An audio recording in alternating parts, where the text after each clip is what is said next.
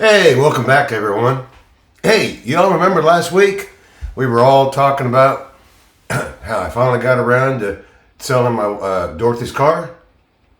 However, we never got to, as Paul Hawry would tell you, the rest of the story.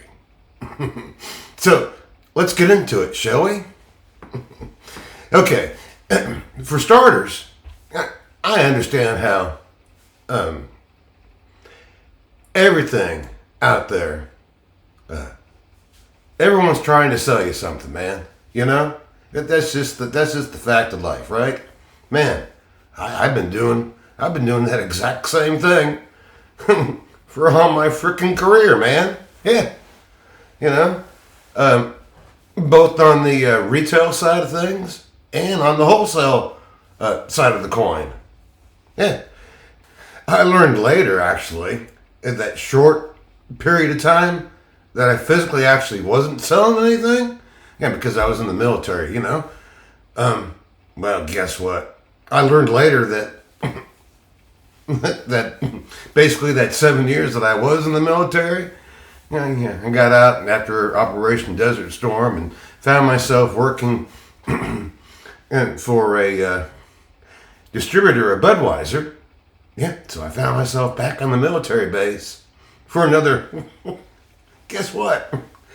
14 frickin' more years. Man, I thought I was getting out of that place. But, you know, it gave me that time frame when I was in the Navy to get the ins and outs of how the Navy worked, and it gave me an advantage. But anyhow, let's go way back for a minute, shall we? Can we? Okay, like way back to the those new days of the indoor mall. Anybody remember those? An entirely new way of selling. Oh, and social engagement too, man. Yeah. Boy, yeah, that's a whole nother topic for a whole nother video, huh? Just on the rise, and as we can see today, the few that are still standing, the fall of the, American shopping mall. But anyhow, like I said, there's another good topic for us to discuss later sometime, huh? But now, how about back to the rest of the story? Yeah. It was back at one of those brand new fancy dancy malls out there in California, man. Yep, I found myself working for a little independent retail electronics shop there. Yeah, man, I was excited, man. Oh, but here was the catch, though. It was my first job ever as being a commission salesperson. Man, the more I sold, the more I can make, right? Yep, I found myself working for one of those new independent electronic stores. Yeah, selling all those new hi-fis and TVs. Yeah, that was back in the day when they had reel-to-reel tape players and LP players. Record, actual record players. Yeah, anybody own vinyl? Anyhow, let's see. Anyhow, this is the first time that I found myself working strictly on a commission-based sales. So man, I was excited. Yeah, I'm gonna sell some of these new fangled hi-fi stereos we got going in these reel-to-reel players and fancy TVs and this and that and the other. And I was excited about doing that and pretty proud of myself.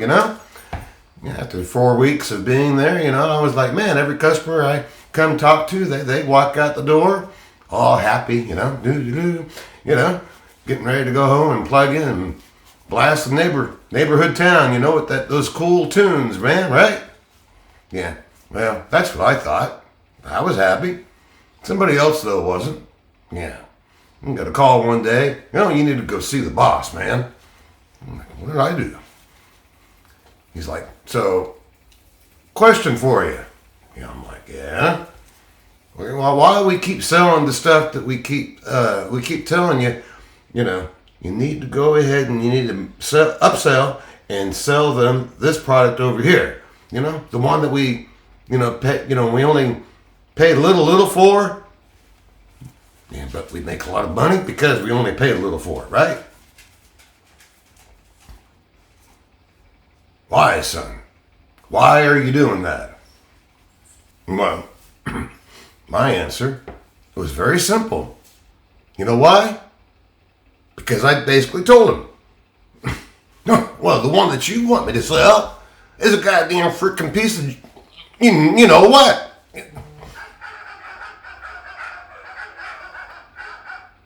Yeah. Well, needless to say, guess what? I found myself not working there anymore. Go figure, right? Though, even after all these years of selling wholesale and retail, I'm still that way, man. I don't want to sell nobody something that's worthless or something that they don't frickin' need. And today, I don't know what it is, but I honestly believe that it's even worse today than it was way back then. Yeah. So, anyhow, here's where I was going with all this. It was time to go ahead and get my oil changed. So that was one of the things I wanted to do also. And I just happened to notice that I got an email advertising for that particular dealership that I sold Dorothy's car at, which is also where I bought my Hyundai back in 2024. That look, this is what they're advertising: an oil change. Yeah, see that? Yeah, $49.95. Okay, but then I look a little bit further down on my email, and I'm also get one from the West Side Honda dealership, and I'm like, man, they're only saying $19.95. Maybe I'll go ahead and take a little drive down there and check that. I'm gonna go ahead and check that dealership out, man. See if I'm gonna get the same go around like I did before. Yep, that's what I was thinking. I was thinking, because, well, regardless, it's a new vehicle, so technically, the oil change and the tire rotation, there's no charge for that because it's still under warranty. But I'm going to go ahead and check that dealership out anyhow, just to see what they're like, But I even grabbed my little clipboard here, all the service times. Let's flip back and go to the very first time I was at the dealership with the servicing. Yeah, and this is what gets me. Okay? I'm going to go ahead and flip to the right page here. And let's see. Let's go ahead and show you all here. Where is it at here? Yeah, the first go around. Look at that, man. This is at the at the service station, man. The first go around, man. Yeah. $133.77. What? It's under goddamn freaking warranty. What the hell are you charging $133? Yeah. Well, they, well, you need this and that, da. What they wanted because they wanted, you need a new air filter. The cabin air filter. Yeah. Oh, whatever. Go ahead and slap the stupid cabin air filter in, Yeah. Oh, well, $86 is what I ended up leaving that go around. Oh, we're sorry. You're right. The oil change and, that part, yeah. So they took that part off and made it sound like, look, the invoice went down. Stupid goddamn frickin' air filter. Yeah, well, needless to say, guess what? I came home and I looked on Amazon, found me an air filter, bought me a pack of 3. Yeah, so every time I go, I slap one of those in. Real easy peasy to go ahead and just, it's underneath the glove box there. Not a problem. You can take care of that. You can charge 89 frickin', stupid. But, hey, that's where they're making the money. They gotta get you somewhere, right? So, that was the first time. Here's the second go around. Where's that one at? That's right here. Yeah. Let's see here. Where's the right page here? I'm looking at the right page. Oh yeah. Look at this, man. They give you a freaking book too. Remember back in the old days, you go to the service place and they would it was all handwritten. It wasn't, nowadays they got the old copy machine going back there going, ding, ding, ding. 20 pages later. No, where is it at here? Oh, that's right. That's right. I don't think I even got, oh, no. Oh, okay, there it is. Yep.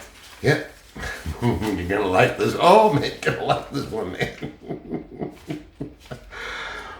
$404. Brand new freaking car. Only the second time in the shop. Yeah. Guess what they wanted to do this time? Oh, well, at 12,000 miles, we recommend that you do a complete wheel alignment and rotation, and balancing on your tires. What?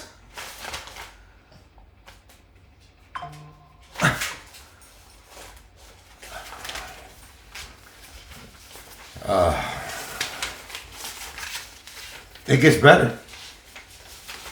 Yeah. Remember that last service place that I said I was going to go check out? Maybe I wasn't going to get to go around? Yeah. Goddamn freaking book and a half, man. Put that one to the side. Knocking everything over now.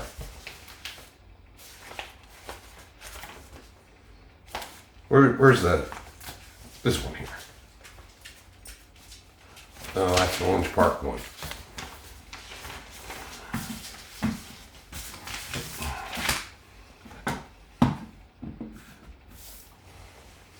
We fixed the light.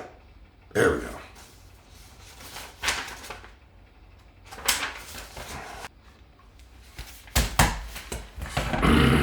Okay. After fixing the pile of paperwork, I realized that last one I showed you guys, yeah, that was actually from this time. But we need to go back because that 404 that I was talking about, yeah, that's what they wanted to do, that second go around with the tire change and all. Yep, they wanted to, but this last time, here's another good one, man. Yeah. They were coming up with that same price. Oh, well, if you already had that done at the other service department last year at the 12,000, then I guess we don't. Wait a minute.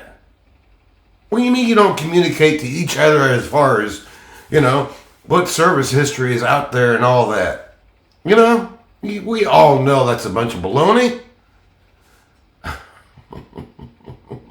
I just got a Carfax report just a couple days ago documenting that, guess what?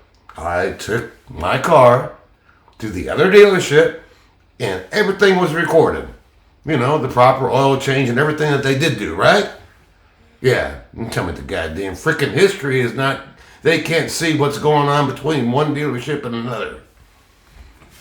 Oh, man. I just get so aggravated with baloney like this, man. I really do. End result. Okay? if it's an air filter, cabin air filter, even the air filter for the car, any kind of stupid goddamn freaking filter. Man, 9 times out of the 10, if you can't do it, I guarantee you someone out there on YouTube has done that particular air filter before, and we'll show you easy peasy how to go ahead and put one in and take one out. Because I guarantee you, next time go around, I'll be making that video if it need be, you know? So if it's an air filter, a battery, or anything else like that I can do. Here's another good one. Yeah, this last time, so they took the tires rotation thing off, you know, because I'm like, no, that's a bunch of baloney. The other thing they wanted to do, we recommend that they wanted to go in there with a can of, guess what? Cleaner. and clean the throttle valve. Again, if it really needed it, man, you can go down and pick up that can for $8 probably and do it yourself. So, no. It makes you not even want to go in there for the free oil change and tire rotation, just so they don't try to sell you something that you don't freaking need. What's your thoughts? How many times you all been bamboozled into buying something that you really didn't need, you know? Oh, that was the other good thing, too. If we go back to the day when my wife really wanted me to get that new car because she just knew I needed something reliable. And if I only knew what was in the side of her mind going on, is that she knew that she wanted to make sure that, you know, I had a good set of wheels. Because, another story for another topic, but, you know, she knew it was coming. She just kept it real quiet to all of us. But, yeah, go in there, buy a car, have it all figured out, and you get inside the other room there so that they can just keep hounding you and hounding you and hounding you. Oh, you need to go ahead and get the extended warranty. You need to go ahead and get the paint protection. You need to go ahead and sign up for, insurance, disability insurance or life insurance and stuff like that. I'm like, okay, we're paying for the car cash. And why do we need to have insurance? Oh, yeah, they're so used to selling that stuff. No joke, that's what they actually did. They're so used to trying to sell and push all these products, they forget that, you know, they were just, you know, determined to go ahead and try to get every last little buck from you, man. You know, selling you something that you really need and something that's going to be valuable and it's going to be reliable, and I got no problem with that. But don't be trying to sell me a bunch of baloney that we're not going to need. Yeah, it's not going to benefit me any. All it's going to do is, pat your bottom line, you pat your back pocket with some, just aggravating. So, what are your thoughts, bud? We all like to hear your stories. Thanks, guys. We'll see everybody else on the next side road. Hey, welcome back, everyone. Hey, y'all remember last week we were all talking about me finally getting around to selling Dorothy's vehicle? Yeah. However, what? Now, see, you're doing it again. Girl, I just started to. Yes. You want to come say something edgewise, huh? Now, let me hit stop. Always doing that to me.